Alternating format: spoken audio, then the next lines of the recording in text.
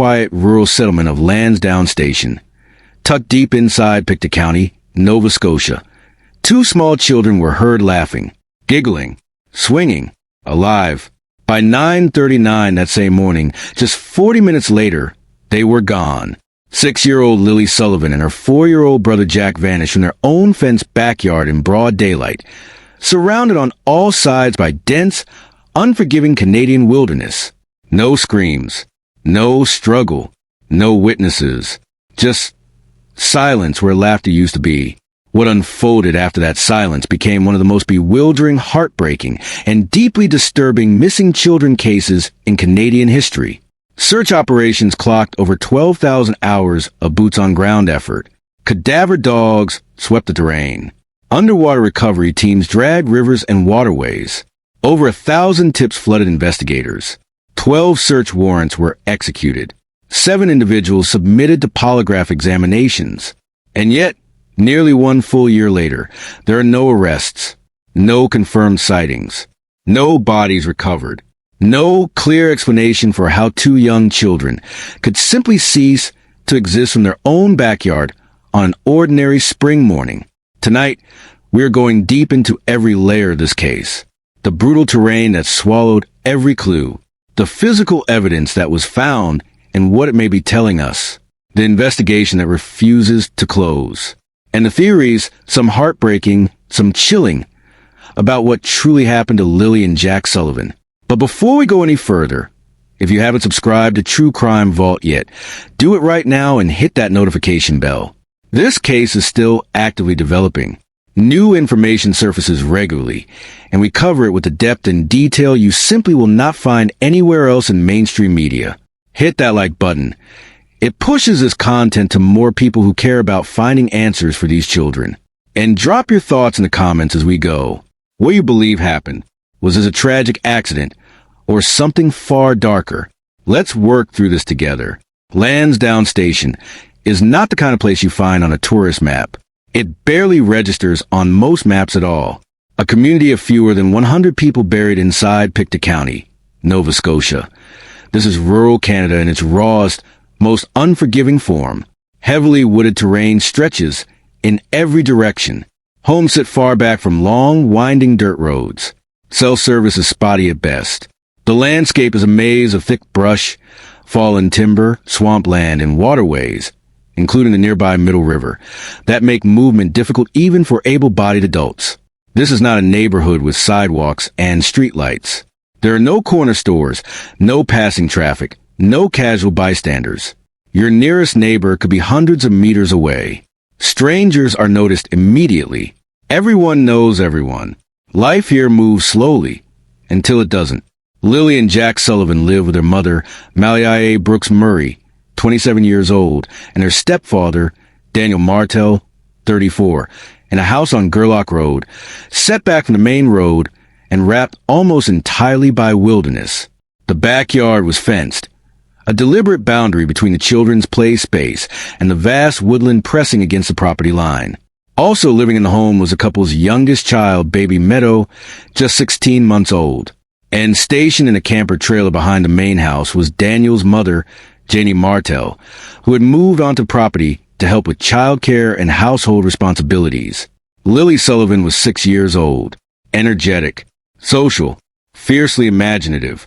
She loved art and drawing, made friends effortlessly, and lit up every room she entered. More than anything, she was protective, always watching over her little brother, always making sure he was safe, always pulling him into whatever adventure she'd invented. Jack Sullivan was 4, quieter than his sister, but deeply curious. He was fascinated by nature and animals. He loved being outside regardless of weather, fascinated by how the world worked around him. These 2 children were inseparable, a unit, a team, and on the morning of May 2nd, 2025, they were heard playing together one last time. The events of May 2nd, 2025 began unremarkably, the way most catastrophic days do. At 6 in the morning, Malia's alarm sounded. She woke briefly, logged into the school's online portal, and marked Lilly and Jack absent for the day. Both children have been fighting minor cold symptoms for the past few days. Nothing alarming, just the kind of low-grade illness that keeps kids home from school. After submitting the absence notification at around 6:15 a.m., she went back to sleep. This detail matters enormously to what came next. Because Lilly and Jack were not expected at Salt Springs Elementary that day, no teacher would notice their empty seats. No school would raise an alarm. No one in an official capacity had any reason to check on them. Whatever happened that morning would go undetected until the family themselves noticed something was wrong. Around 8 o'clock, both Mallory and Daniel reported hearing the children awake and moving through the house. Lilly reportedly wandered in and out of the master bedroom a couple of times. Completely normal behavior for her. Baby Meadow stirred and woke up as well. Daniel switched on a television program for the kids. Both adults drifted in and out of the half-conscious morning haze, aware of sounds, aware of movement, but not fully alert, not watching, not tracking. That level of awareness, or the lack of it, would later become one of the most scrutinized elements of the entire investigation. At approximately 8:59 a.m., Janie Martell, Daniel's mother, was lying in her camper trailer behind the house. Through her window, she heard it clearly. The sound of children giggling, the rhythmic creak of a swing set. Two kids enjoying a cool spring morning in their backyard. She heard Lilly. She heard Jack. That moment, 8:59 a.m., is the last confirmed time anyone heard or saw Lilly and Jack Sullivan alive. Fast forward 40 minutes. Around 9:40 a.m., Mallory noticed something that every parent instinctively understands. Silence. Not the peaceful kind. The wrong kind. The kind that makes your stomach drop before your brain can even process why. Active children make noise. Always. Even quiet play produces sound. Total silence from two young kids means something has shifted. Mallory asked Daniel if he'd heard the children recently. He hadn't. Not for a while. They got up. They searched the house. Every room. Calling out. Nothing. The front door had a wrench propped against it. A makeshift early warning system. If anyone opened that door, the wrench would clatter to the floor. It was still in place. The children hadn't gone out the front. The most likely exit was the back, a sliding glass door leading out to the patio and the fence yard beyond. Outside, three things were conspicuously missing. Lily's pink rubber boots, printed with rainbows, boots she wore constantly, practically an extension of her personality. Jack's blue dinosaur boots.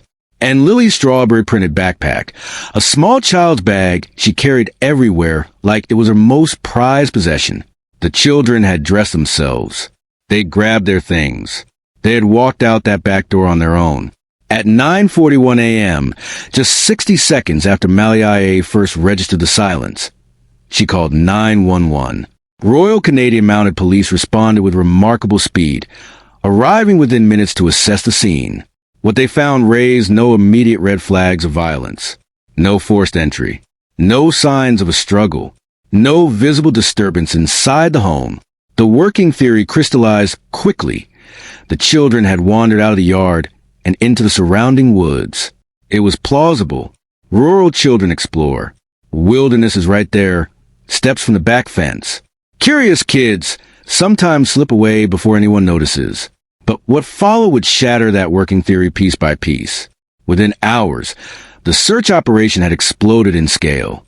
Drones with thermal imaging cameras carved grid patterns across the treetops. Helicopters swept wider corridors from altitude. Tracking dogs worked the terrain on the ground. All-terrain vehicles pushed into areas too rough for foot traffic. Over 100 volunteers fanned out across kilometers of brutal landscape. Thick underbrush that tears at clothing. Fallen trees stacked like obstacles. Steep embankments treacherous even for experienced adults, and cold. Wet conditions with temperatures hovering around 4 degrees Celsius in muddy, snow-melt terrain. By that first afternoon, a vulnerable missing persons alert had been issued across Nova Scotia and into neighboring provinces. Descriptions of the children, their clothing, their boots, all broadcast widely. Notably, an Amber Alert was not activated. This decision sparked immediate controversy. In Canada, an Amber Alert requires confirmed evidence of abduction, a suspect, a vehicle description, a witness account of a child being taken. Without that confirmation, the criteria simply weren't met. Investigators issued what the evidence justified. But for family members desperate for the widest possible public response, it wasn't enough. On day one alone, searchers covered approximately 4 square kilometers surrounding the property. They found almost nothing. Almost nothing, but not quite nothing. 2 discoveries emerged from that first brutal day of searching, and both will become central fixtures of the investigation going forward. Small in size, enormous in implication. The first was a fragment of pink blanket, recovered along a pipeline trail approximately 1 kilometer from the Sullivan family home. Pipeline trails are cleared corridors cut through otherwise impenetrable forest, open pathways where underground pipelines were laid, leaving behind strips of relatively accessible terrain threading through the dense woodland. The blanket piece was initially flagged as uncertain, but investigators compared it against items documented inside the home and confirmed it.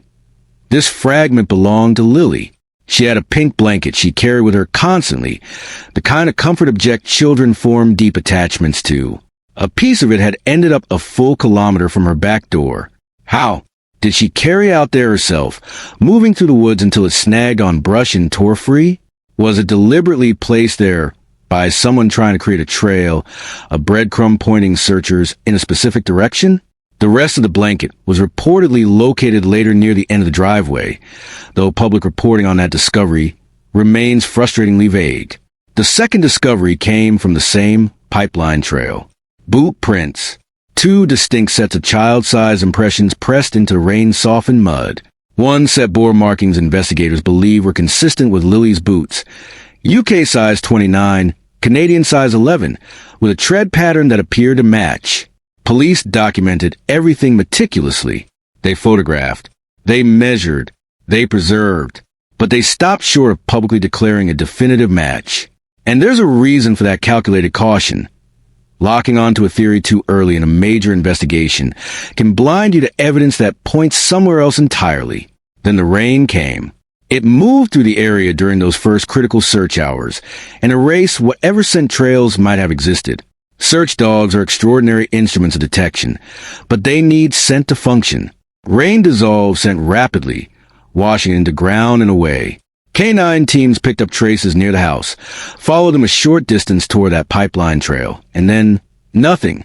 The trail went cold. Completely. That loss of scent carried a disturbing implication that investigators couldn't ignore. When dogs lose a scent trail abruptly, it often means one of 2 things. Either the weather destroyed the evidence, or the person being tracked got into a vehicle, because scent doesn't transfer to pavement or car interiors the way it does to soil and vegetation. By May 3rd, the search had evolved into something staggering in its scope. Waterways were systematically checked because fast-moving rivers and streams in this part of Nova Scotia are everywhere, and spring snowmelt had swollen them significantly. Small children and moving water is one of the most dangerous combinations in wilderness survival situations. Abandoned mine shafts dotted the region, old operations that left underground voids invisible from the surface, and each one was investigated. Neighboring properties were searched with owner permission, teams clearing barns, outbuildings, abandoned vehicles, every structure that could conceal a child seeking shelter or a child being hidden. Still, the wilderness refused to give anything up. Then, just past midnight on May 3rd, roughly 15 hours after that first 911 call, Malia made a second call to emergency services. This time, she raised the name of Cody Sullivan, the children's biological father, a man who had been almost entirely absent from Lilly and Jack's lives for approximately 3 years. Their relationship had fractured when the children were very young, and a complicated custody situation had progressively severed Cody's contact with his own children. The moment his name entered the investigation, police moved swiftly. Cody Sullivan and his mother Belinda were interviewed extensively. Their home was searched. Their vehicles were examined. Highway toll camera footage was reviewed to track whether Cody's vehicle had been anywhere near Gerlach Road on the morning of May 2nd. Nothing placed him there. His alibi held completely. He passed polygraph examinations, testing his knowledge of and involvement in the disappearance. Within weeks, investigators had effectively, though never publicly, moved Cody Sullivan out of the frame. But Belinda Sullivan, Lilly and Jack's paternal grandmother, became one of the most vocal voices demanding answers. In interviews, she spoke about the years of estrangement, about being cut off from her grandchildren 18 months before they vanished. She described the last time she saw them. Happy children, deeply bonded to each other. And she shared something that cut straight to the heart of the investigation's central mystery. After seeing the terrain, after understanding the sheer scale of what had been searched, she did not believe the children were in those woods. She believed someone had harmed them. She was careful with her words. She named no one, but she said what many were already thinking, that as days collapsed into weeks, and weeks hardened into months, the investigation pivoted. The way all major missing children cases eventually must, toward the people closest to children themselves. This is not accusation. This is statistics. The overwhelming majority of cases in which children are harmed or disappear under suspicious circumstances involve someone known to them. Investigators know this. They follow this reality methodically, not vindicatively. And so the scrutiny that descended on Mallory Brooks Murray and Daniel Martell was inevitable, uncomfortable, and entirely necessary. Financial records told a grim story. The household had been operating under severe economic strain. Mallory had been receiving approximately $1,900 per month in government child benefit payments. Payments that evaporated the moment the children disappeared. Child support from Cody Sullivan had already stopped months earlier when he lost his job. Daniel's hours in construction had been cut significantly as the industry contracted. The family's vehicle had been out of service for a stretch, forcing them to rely on Daniel's father for basic necessities like groceries and fuel.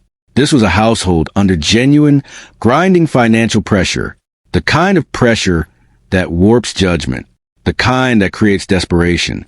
Investigators documented all of it. 12 search warrants were executed across the course of the investigation. Cell phones were seized from multiple individuals and subjected to full forensic extraction. GPS data from vehicles was pulled and analyzed to reconstruct timelines and movements. Bank accounts were audited for anything unusual, large cash withdrawals, purchases of items like tarps or shovels that might suggest someone had been preparing to conceal something. Text messages recovered from apps were read in their entirety. Everything released publicly suggests investigators found no damning inconsistencies. Phone locations matched expected positions. Vehicle GPS records showed no unexplained trips. Bank records revealed no suspicious transactions. The digital footprint of everyone examined appeared, at least on the surface, clean. 7 people submitted to polygraph examinations. Polygraphs carry no legal weight in Canadian courts. They're inadmissible as evidence. But they serve a powerful investigative function, helping focus limited resources and gauge where deception might be lurking. According to what has been released, not a single examination indicated deception. Daniel Martell has been explicit about what he was asked during his polygraph, whether he caused the deaths of Lilly and Jack, whether he knows where their bodies are, whether he has any knowledge of what happened to them. He states he answered every question truthfully.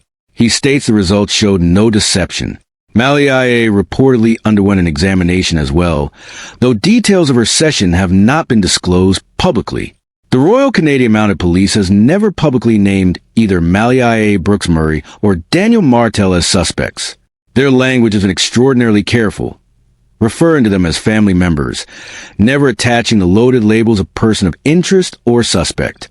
But equally, they have never publicly cleared anyone. All possibilities remain open. The investigation continues to examine every angle. This is standard language for a major active investigation where charges haven't been filed, but where suspicions privately may be significant. Then came something that shifted the entire complexion of the case. Buried inside court documents that became accessible later in the investigation was information about a witness, a woman who had been driving on Gerlach Road during the precise window when Lilly and Jack vanished. Between 9:30 and 10 a.m. on May 2nd, this woman saw something that disturbed her enough to call 911 in real time. She described a young girl with brown hair and pigtails walking near the train tracks. Beside the girl was a younger boy with dirty blonde hair. These descriptions aligned broadly with Lilly and Jack's appearances. But it was a third element of her report that stopped investigators cold. Ahead of the two children stood an older woman, approximately 50 to 60 years old, beside an older tan or gold-colored sedan, with the rear passenger door standing wide open. This witness called before any public announcement that children were missing. She wasn't responding to news coverage or an alert. She was reporting what she saw in real time, because something about it felt wrong. That kind of contemporaneous, unprompted report carries tremendous investigative weight. It means she had no narrative to fit her observation into, no missing children story shaping what she thought she saw. Police have never confirmed this sighting was definitively Lilly and Jack. They have also never dismissed it. If those children were Lilly and Jack, if they were walking toward an older woman standing beside a vehicle with an open door, then this case transforms completely. This wasn't two curious children wandering into the woods on an adventure. This was a planned encounter, or an abduction, or something in between. Who was that woman? Did the children know her? Would they have walked toward her willingly? Was she a stranger who had earned their trust in those 40 critical minutes? Or was the witness mistaken about what she observed on a quiet country road that spring morning? These questions remain to this day without public answers. And somewhere out there, someone knows exactly who that woman was. The search for Lilly and Jack Sullivan did not quietly wind down the way some investigations do. It intensified. It evolved. It refused to surrender to the silence the wilderness kept offering back. By late summer 2025, the statistics of the operation had grown into something almost incomprehensible in scale. Over 12,000 hours of combined search time logged by professionals and trained volunteers. More than 5,000 video files reviewed, security cameras from homes, businesses, and municipal installations across the region. Each file requiring human eyes and time and attention. Nearly 600 tips called in by members of the public. Every single one requiring follow-up, verification, and investigation to determine whether it held any merit whatsoever. Over 60 formal interviews conducted with family members, neighbors, potential witnesses, and anyone carrying even a fragment of relevant information.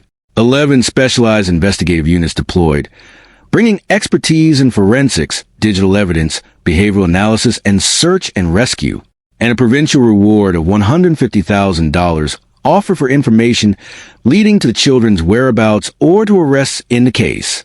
$150,000. Unclaimed. In September, cadaver dogs returned to the search area for another systematic sweep. These are not ordinary tracking animals. They are trained specifically to detect the scent of human decomposition, capable of picking up biological signatures even through burial, even through submersion in cold water, even when remains have been present for months. They cover extensive ground through the woods surrounding the property, along waterways, and across areas investigators had identified as high-probability locations. They detected nothing. Police were measured in how they communicated this result. Careful to note that absence of detection is not the same as confirmed absence. Cadaver dogs are extraordinarily accurate, but not infallible. Remains buried deeply enough, sealed carefully enough, or submerged in water moving fast enough can defeat even the best-trained animal. The dogs not finding something does not mean there is nothing to find. Water remained and remains one of the most haunting possibilities in this case. Rivers in Pictou County move with serious force during spring snow melt, swollen, and surging in ways that would sweep a small child far and fast from any entry point.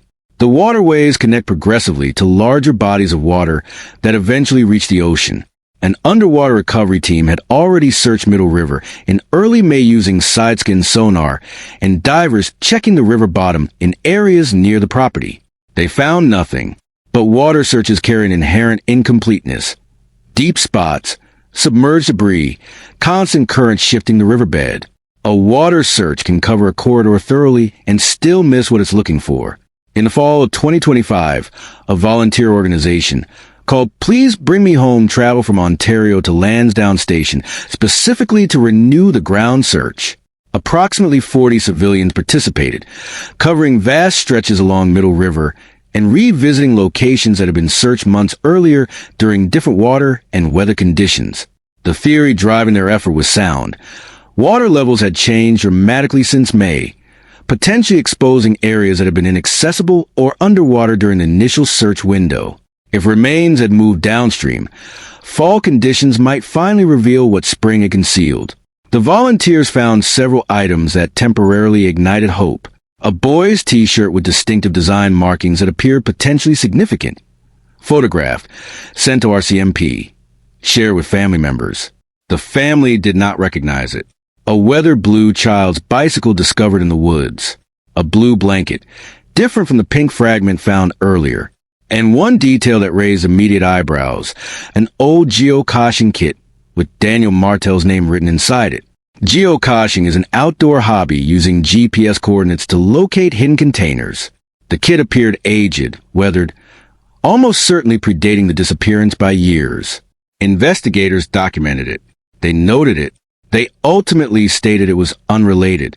None of the items recovered during the volunteer search were confirmed by Royal Canadian Mounted Police as relevant to the investigation. Throughout all of this, Daniel Martel remained a visible, vocal presence in media coverage. He gave interviews. He answered questions. He pushed back against the relentless online accusations that had transformed his life into something barely recognizable. Death threats arrived daily. Drones buzzed constantly over the property. Vehicles crawled past the house with occupants filming through windows.